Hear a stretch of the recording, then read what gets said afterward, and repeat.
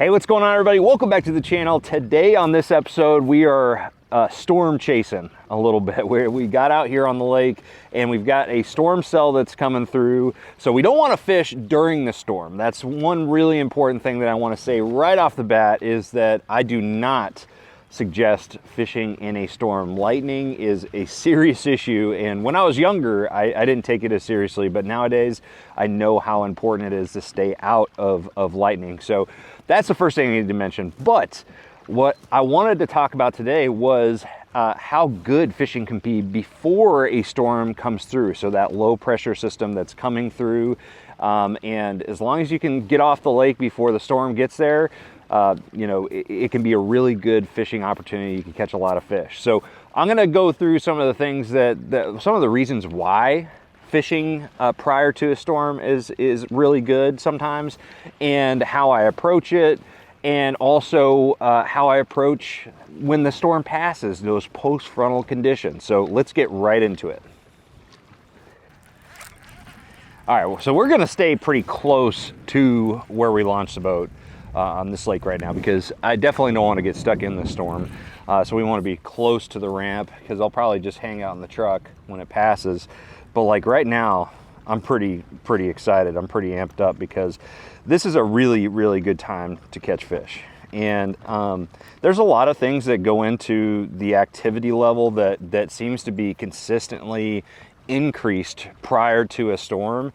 And you know, I think one of the biggest factors that really gets the fish more active during this time is the wind. I think wind is a huge part of the overall equation when it comes to prefrontal success.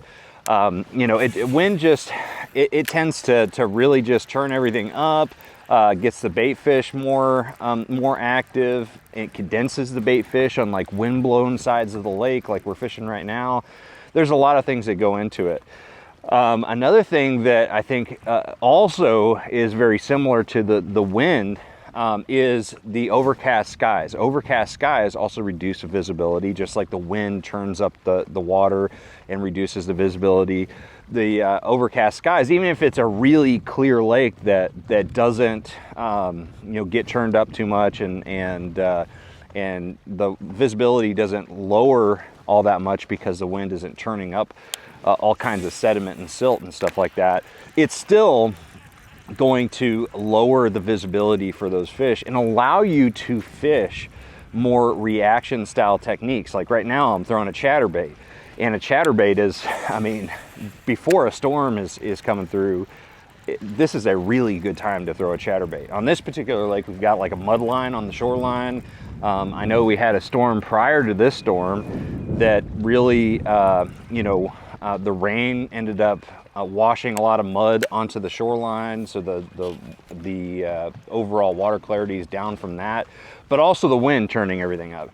And so all that kind of comes together to make a good situation where the bass are kind of lowering their guard. There's one right there. There's a fish right there. Dang it, came off. Another thing that goes into prefrontal success is the fact that you have lowering barometric pressure. Now, I'm not going to get bogged down in all the details of like how barometric pressure affects fish, because I really don't pay attention to that factor all that much, because I've had success in high pressure, I've had success in low pressure, rising, lowering, all of the above. Okay, and I've also had the exact opposite. I've had terrible days in all those different situations. So I don't pay attention to it nearly as much because I just want to simplify fishing. But what I can say is that in general, on average, lowering pressure is going to be some of your best opportunities to catch fish. I think lowering pressure really activates those fish in general. So that's another thing. But altogether, I guess what I'm trying to say here is that one of the beautiful things about a pre-frontal system is that you can throw reaction baits, you can throw power fishing tactics, you can really keep your trolling motor on high, cover water, and throw big baits, you know, that have a lot of action, that you can just cast out and wind back in, that sort of thing. You know, things like chatter baits, spinner baits, swim baits, you know, crankbaits, all those different types of reaction baits that aren't as good when it's calm and sunny are going to work on in a prefrontal type situation, even in clear lakes.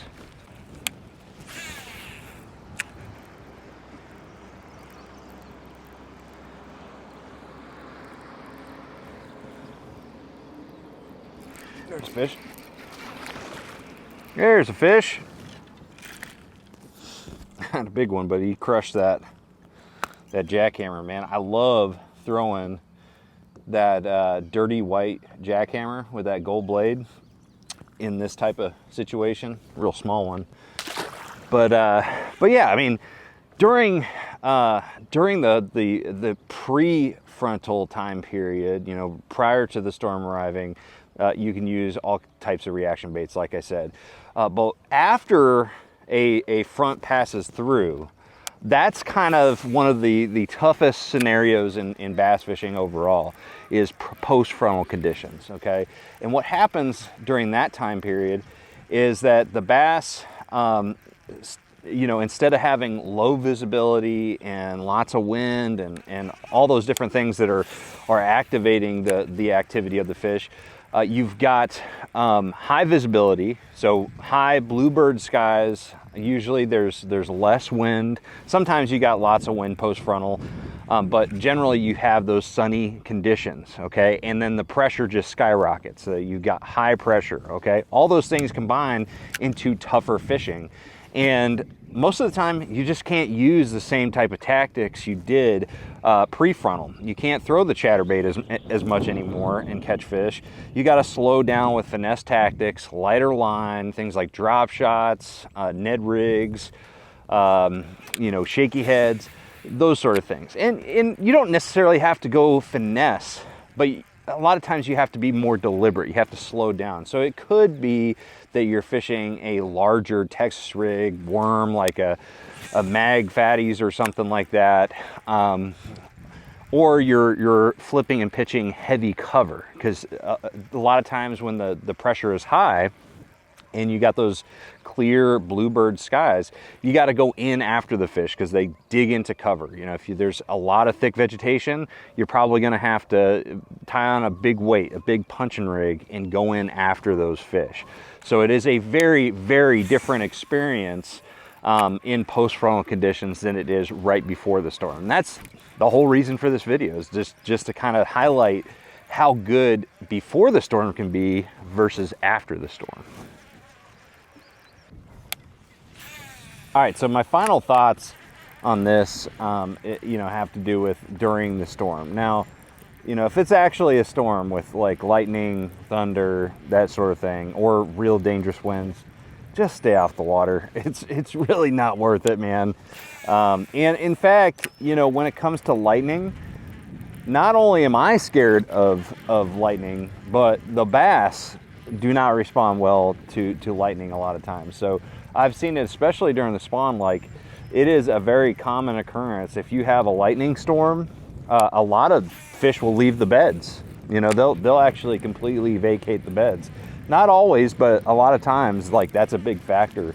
I've been in tournaments where guys complained about, you know, their bedfish leaving because there was a lightning storm, you know, prior to that day. So bass don't like lightning and thunder just as much as we don't like it. So just don't risk it. You know, don't be out there. Even during tournaments, I don't tend to you know, like to be out there in the middle of lightning. I'm pretty skittish nowadays about it. But anyways, guys, I guess the whole like general idea is that before the storm, you can really do a lot of cool power fishing, Afterwards, you got to finesse them a little bit, but during them, just stay off the water. But anyways, guys, let me know what you think about this topic in the comment section below. I'm gonna get back to fishing before this storm gets here. And other than that, make sure you like, share, subscribe. I'm gonna see you out on the water. Stay safe, everybody, and trust the process.